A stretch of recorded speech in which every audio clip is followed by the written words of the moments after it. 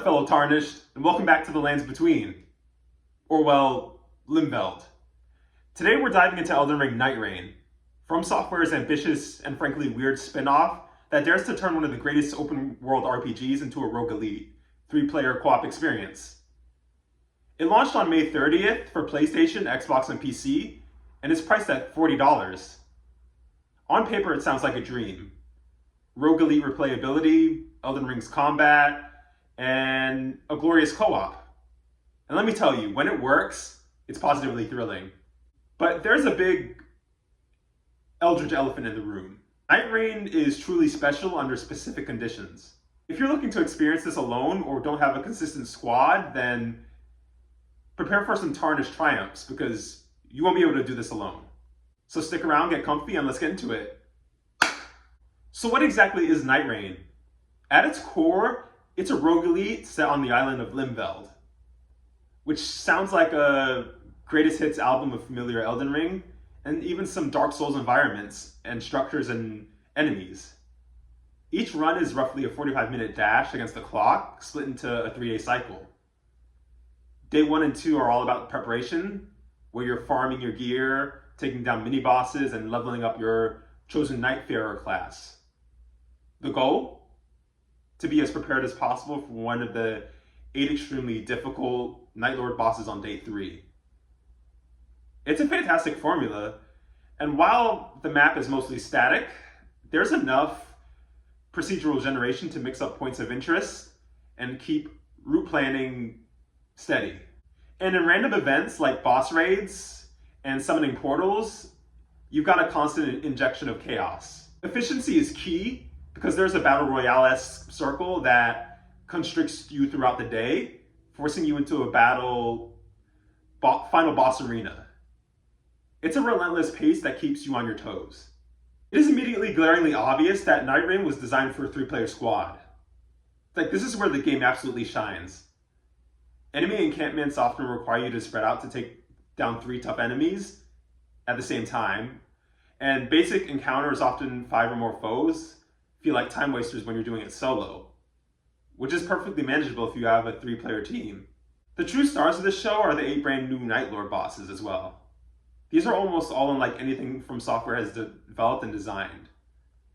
Many are clearly inspired by MMO boss encounters, demanding party-wiping attacks to be interrupted, rules to be fulfilled, or simply all-out wars against aggressive foes. The Fissure and the Fog boss, for example, gave me goosebumps. They are almost universally bangers, and the accompanying soundtracks are phenomenal. These bosses genuinely make the most of the 3-player dynamic, creating unforgettable co-op experiences and spectacles. The core loop of condensing 80+ hours of Elden Ring character progression into a 40-minute run and hitting that endgame power fantasy is incredibly satisfying. You go from cutting down rats to killing fearsome bosses with legendary armaments. Now for the big caveat, the Tarnished truth. If you plan to tackle Nightreign entirely solo and you're anything less than a hardcore Elden Ring veteran who enjoys making the game harder, then this game is not for you. Yes, there's a single player option, but it's just poorly balanced that I'd be shocked if it isn't adjusted anytime soon. The biggest issue? Co-op partners can revive each other, but solo players get a single life. While the most roguelites offer some kind of safety net like Hades' Death Defiances or Returnal's Extra Lives, Nightreign offers almost none for solo runs.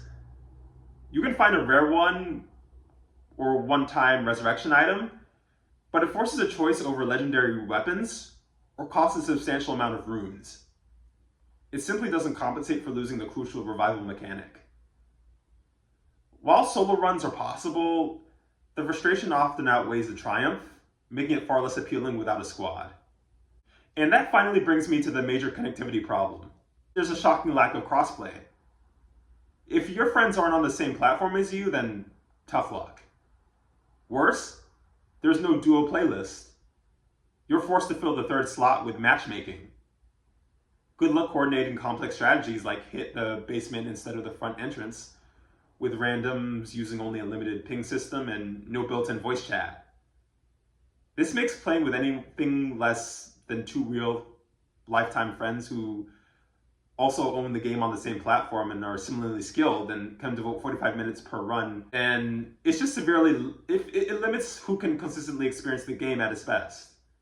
Despite these issues, Nightreign makes some smart design choices.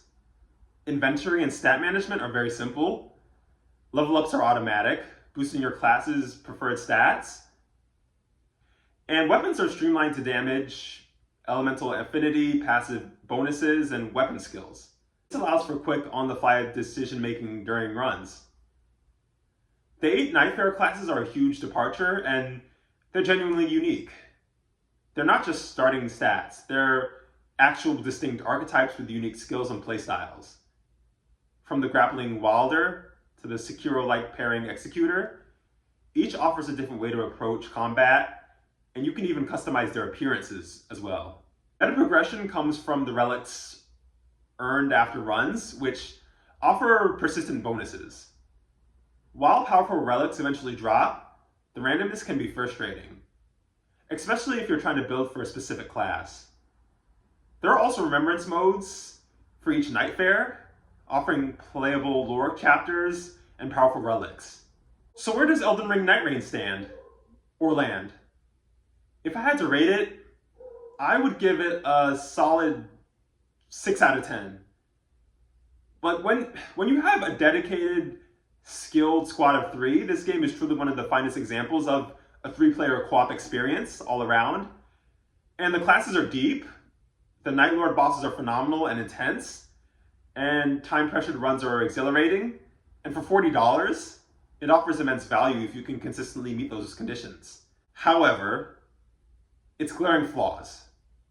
The poorly balanced solo mode, the complete lack of crossplay, and the absence of a proper duo queue or in-game voice chat, it makes it incredibly difficult to consistently create the optimal experience. It feels like an ambitious spin-off that reaches moments of pure brilliance, but those moments are often locked behind frustrating barriers. If you have 2 friends to dive in with, then by all means buy it. But if you're a solo player or your friends are on another platform, then I wouldn't recommend.